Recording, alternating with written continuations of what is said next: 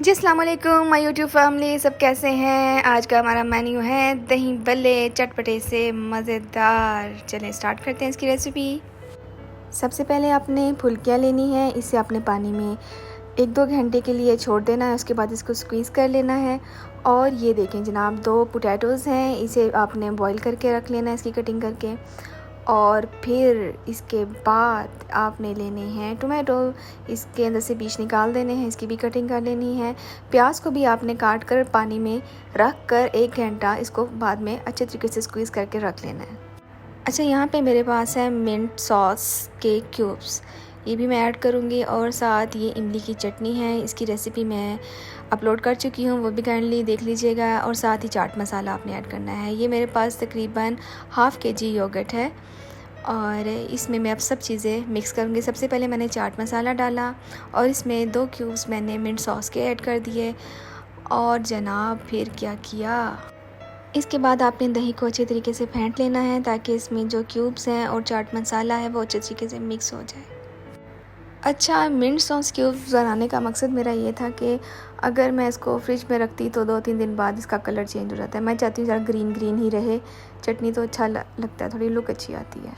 चले अब हम दही भल्ले की मिक्सिंग करते हैं। सबसे पहले मैंने प्याज ऐड किए एक बाउल में, उसके बाद मैंने टमाटर डाल दिए, फिर इसके बाद मैंने डाल दिए पोटैटोज़ मज़ेदार पोटैटोज़। ये देखें कितनी प्यारी लुक लग रही है ना, कलरफुल सी, रेड भी येलो भी। साथ ही मैंने फुल्कियाँ भी ऐड कर दी। तो ये अभी एक लेयर बनाई है। इसके बाद मैं इसमें ऐड करूँगी योगर्ट थोड़ा सा, और थोड़ा सा बचा लूँगी जो कि एंड पे मैं डालूँगी। साथ ही मैंने डाल दिया चाट मसाला। अच्छा, कुछ लोग होते हैं मीठे दही भल्ले पसंद नहीं करते, लाइक वो मीठी चटनी डालना पसंद नहीं करते, मगर मैं तो डालती हूँ। लेकिन अब यहाँ पर मैं ऐड नहीं करूँगी क्योंकि मैंने जिनके लिए बनाने उन्होंने मुझे बोलना यार मीठे क्यों बनाया।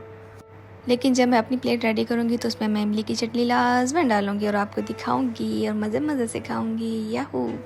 अच्छा जनाब, अब आप दही ऐड कर दें। याद रहे कि आपने इन सबको मिक्स नहीं करना, बस आपने लेयर्स लगानी है और मिक्स नहीं करना बिल्कुल भी, ठीक है। दही ऐड करते जाएं अच्छे तरीके से, इसको थोड़ा सा हिला लें ताकि दही नीचे बैठ जाए और सारा जो दही है, ये जो फुल्कियाँ हैं, इसको सक कर लें। अब देखें इसके अंदर दोबारा मैंने लेयर लगाई प्याज की, टमाटर की और पोटैटोज़ की, और एंड पे दोबारा मैंने फुल्कियाँ ऐड कर दी 1 बाय 1। नोट करते जाएं। बड़ा आसान तरीका, मुश्किल नहीं है, ज़िंदगी बड़ी आसान है, मुश्किल हमने खुद बनाई हुई है। इतनी प्यारी नेमतें अल्लाह ताला की, समझ नहीं आती कैसे शुक्र अदा करें, किस मुँह से अदा करें। अच्छा जी, ये देखें अब फुल्कियाँ मैंने लास्ट में भी ऐड कर दी और इसमें मैंने अब दही ऐड कर देना है। दही ज़्यादा सा ऐड करना है ताकि ना अच्छे तरीके से ये डिप हो जाए सारी फुल्कियाँ ना। और उसके बाद मैंने चाट मसाला ऐड कर देना है इसके ऊपर। और लास्ट में यूँ तो इसमें इमली की चटनी भी ऐड करनी चाहिए, लेकिन मैं यहाँ नहीं करूँगी क्योंकि सारे मीठी चटनी नहीं लाइक करते, तो इसलिए मैं सिर्फ चाट मसाला ही इसमें डाल रही हूँ। आप देखें अपनी प्लेट जब मैं रेडी करूँगी ना, ये देखिएगा मैंने अब अपने लिए निकालने, साइड से निकालने हैं। मैंने इसको हिलाया नहीं है, मिक्स नहीं किया बिल्कुल भी।